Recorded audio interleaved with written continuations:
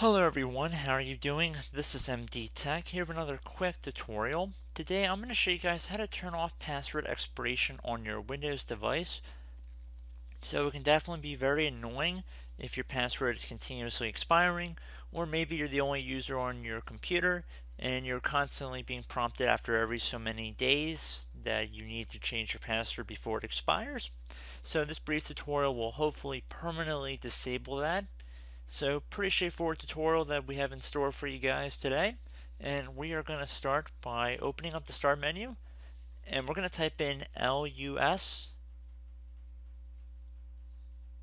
R MGR .msc.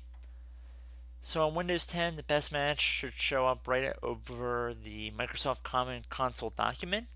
On Windows 7 and Windows 8, it should just have the lusrmgr.msc, no writing underneath. Either way, it should have a similar icon next to it on the left side. So you want to left click on it.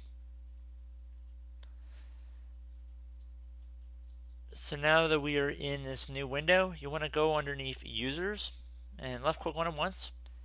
And now for whichever account you want to turn off password expiration for, you want to double click on it.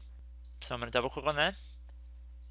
So we can see that it's currently set to user must change password at next to log on. So if for some reason this is checked, you want to uncheck it. And then you want to make sure you check password never expires right here. So make sure you select that, password never expires. You click apply and OK. And that's pretty much it, guys. If you need to enter any passwords or anything in to save the change, you might need to do that. Just follow along with the on-screen instructions. But for the most part, this was a pretty simple tutorial. So I hope this brief tutorial helped you guys out, and I will catch you in the next video. Goodbye.